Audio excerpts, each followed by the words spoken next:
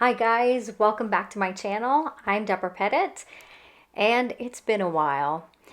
Thank you for your patience, any and all subscribers. I have been gone for close to a month now, but you know what? I have really been focusing on what I really want to accomplish through this YouTube channel. I don't take YouTube videos lightly. I don't take your time lightly. And after, about a month of really contemplating, thinking it through, probably more than a month, but seriously for a month, I've decided to really focus on giving teachers and parents a helping hand to be able to instill a love for reading and writing in their children, in their students. And so I am focusing more on that aspect of education. We've talked a lot about why it's important for kids to read, but also I think it's important, especially in this day and age, to be able to come in and really be able to teach the kids why it's important to read, not lecture them, to really instill in them the love for reading and writing. So it really, this channel is for grandparents who love to read and want to instill that in their grandchildren, want to pass that on to them. This channel is for people who, really maybe even it's like, I'm just starting to understand the effects of not reading. I think it's really important for us to be able to pass reading on to these kids. I will still be giving updates on my books. I am editing the third book in my series, The Heroes of the Tuduma Forest, and I cannot wait. I will say probably every time I write a book, this is the best one, which makes sense, right? It makes sense that we say, we're getting better and better. If I don't say that, then there's something definitely wrong. I'm so excited because these fairies are going to have so many adventures in this third book. I am getting together with an editor on Thursday, and we'll see if this is the editor that will edit my third book. Right now I'm going through and I'm editing it, but of course you need another set of eyes. I will be getting beta readers soon. That'll be at the end of February. So I'm really excited about that. I really want this channel to be a place for ideas and conversation, ideas to enrapture girls, especially in the love of reading and writing. So, but I'm really thinking it's going to have to be more geared toward the adults in those kids' lives. So, with all that, I am going to give you 5 tips on to how to give that love of reading and writing to children. And I focus in these 5 tips really the joy of reading and writing. What does that look like? So the first one is I read to my students every day for 15 minutes a day. Now, you've probably heard this one, but educational experience is really learning that reading opens up conversation. It opens up so much discussion about everything under the sun. You can laugh with your students. You can cry with your children. Those stories that really evoke emotion in us, they're so important. They cultivate skills that, of course, will continue into adulthood. Skills like auditory learning, language learning, literacy, of course, but then really handling emotions, bonding, and even creating sympathy for other people. Because really, when we sit down and we hear the heartache of a character, we can really relate to that character. And oh my goodness, we need that in the world today. Pull out a couple of storybooks or the Bible or an epic fantasy book, even a newspaper, right? Maybe an online newspaper. Just the simplest act of reading 15 minutes a day can actually transform a child's life. So I think it's worth it. The second one is let them write for fun. Once in a while, I let my students write whatever they want.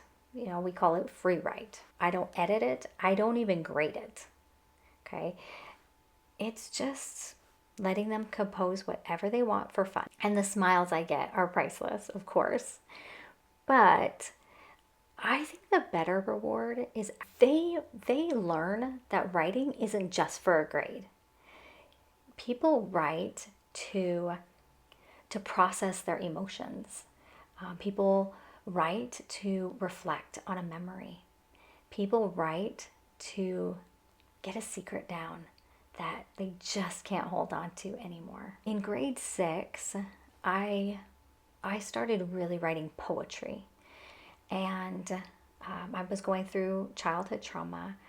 And I realize now, didn't back then, but I realize now that was actually writing was part of the healing process for me. Writing is cathartic.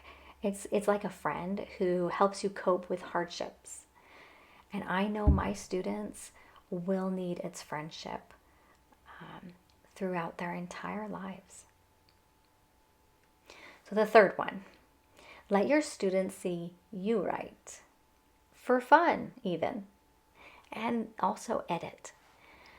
So the other day I was editing and the kids saw, and it was like, no, that's not the word. No, I gotta change that. Okay, change it. No, I think this would be better. And I'm just talking it out and kind of wrestling with my editing. And it's so encouraging to see that, my hard work, my diligence is going to rub off on my students. I think that if we adults do that and write poetry, write silly little things even. It doesn't have to be good, just writing. Kids will see that, oh my gosh, writing isn't just something that teachers make us do. It's something that we'll do our whole lives. And it's exciting to see that kids learn the value of hard work, especially when it comes to reading and writing. All right, number 4. Praise any hard work the student applies. Now, I know we've been saying this for years, right? But it's actually seeing even the smallest, but something that the kid's doing that they're trying. You can really see the wheels turning. And, during my time teaching abroad, I was a brand new teacher. And I had so many plans for games and helpers and rewards and all of it, right? So day 1 came. And I asked the first kid on my list to pass out some papers. And he burst out crying. I quickly realized that he didn't understand anything I was saying. So most students had been attending this school since they were 3 years old. Yes, I said that right. But not this student. He was 5. He was already behind. Well, thankfully, he, his parents, and I were all willing to work hard and put in extra work so that he can catch up, you know. After long days at school, I spent afternoons tutoring him, teaching him the ABCs, you know. During the day, an assistant would tutor him. And on top of all the tutoring, I asked him every day to read, you know. And, you know, of course, all the other kids were doing the same thing, you know. I read to the kids every day, and I encouraged all of my students to answer questions in class. I talked a lot. They talked a lot. Seriously, I talked so much that first week, I had a sore throat. But after 1 year in school, just 1 year, by the end of kindergarten, that boy knew how to speak, how to read, how to write in English. He actually learned 3 languages that year. And I'm not endorsing teaching 3 languages in kindergarten, but I am supporting the idea that teachers inspire students to work hard and then praise them when they do. All right, 5th tip. Encourage playful ways to learn. All right, this student not only learned through hard work, but he learned through play. I pre-planned several educational games for each day, and it really paid off. We played a game where I'd write a sentence down on a piece of paper, and usually, well, the sentence was the start of a story, and usually it was a very silly story, you know. So I would write the sentence, and then I would pass that paper to my student on the left. Okay, not your left, my left.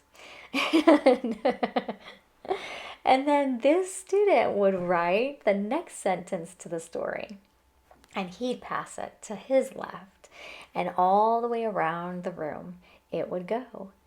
And then it'd come back to me. And I would read the story to all the whole class, and we would be in tears. We would be laughing so hard at such a wacky story. So a variation of this game could even be to like limit the students to 30 seconds each, because it did seem like it took a little bit longer. But they were in kindergarten, so, but maybe the older kids would like this too. But it made such a difference. They wanted to write stories because of these ideas that they got. These games made it so much fun.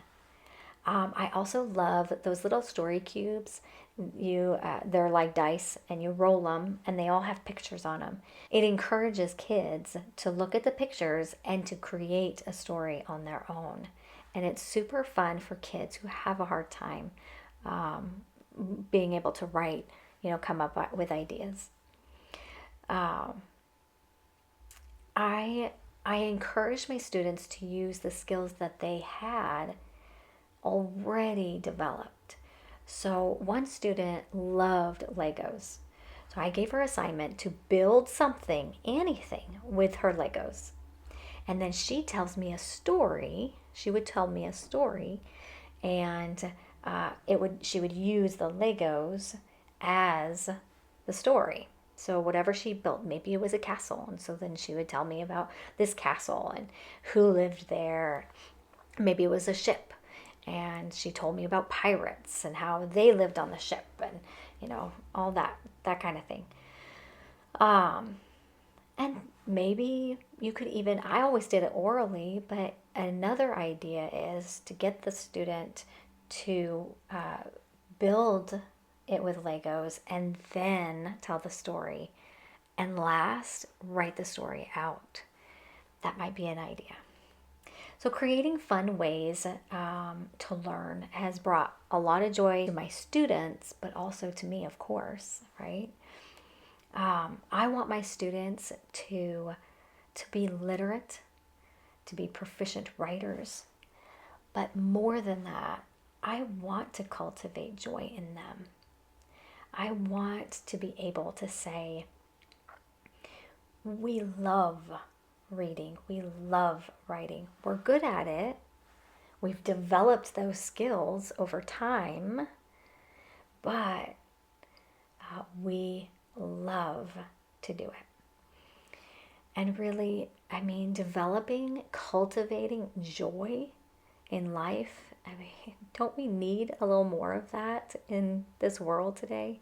In a couple of weeks, I will have another video for you. I'm going to try to do videos every couple of weeks. And, I want to build this community. I want to build it full of people who really desire to see their students thrive in reading and writing. Whether they're teachers, like I said, grandmas, parents, anybody who just really desires their children to love reading and writing. Until next time, be brave and write often. Bye.